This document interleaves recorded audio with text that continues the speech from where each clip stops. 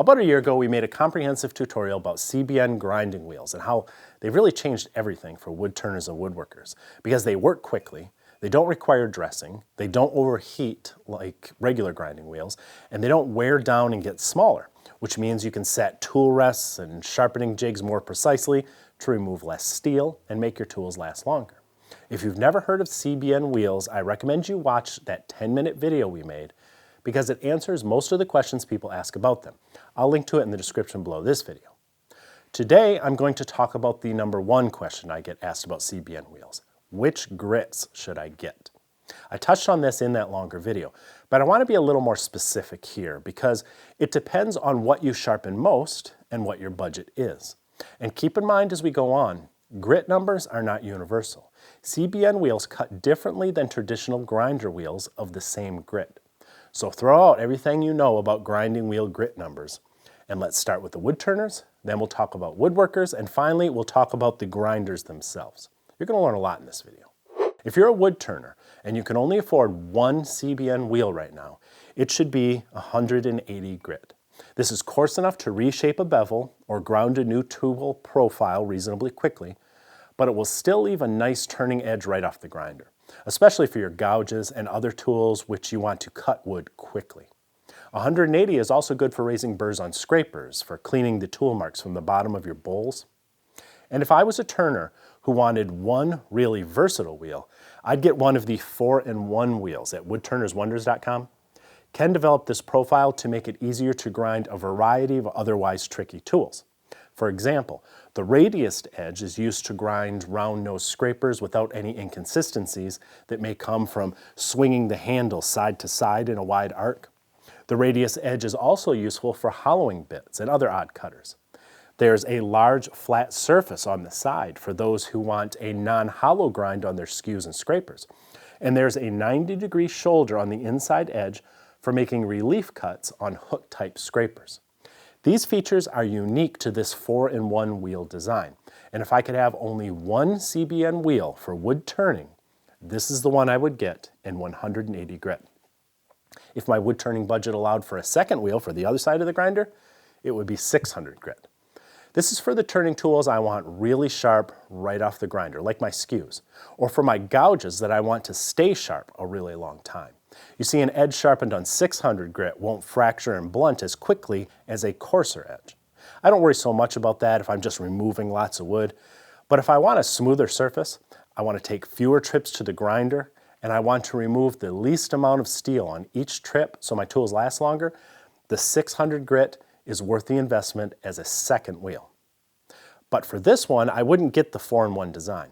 Instead, I'd get what they call a mega square wheel. Don't worry, I'll link to these below so you can find them. A mega square wheel has a huge 1.5 inch surface area. This gives me the room to sharpen gouges with swept-back wings, such as the popular Irish grind. It also has an extra wide edge surface for non-hollow grinding skews and scrapers. These two wheels, with 180 and 600 grit, and in these two styles, gives you the most versatility possible for wood turning. But if you're not a wood turner, my choices might be slightly different. First of all, you have to understand the difference between grinding and sharpening when it comes to woodworking tools. A wood turner goes right from the grinder to the wood. Grinding is sharpening for him. But a woodworker requires a finer edge. For him, a CBN wheel is used for the rough work, when he has to remove a lot of steel to change a bevel angle or repair a chipped edge or to reshape a tool entirely. Then stones are used for sharpening and a strop and paste for honing or polishing.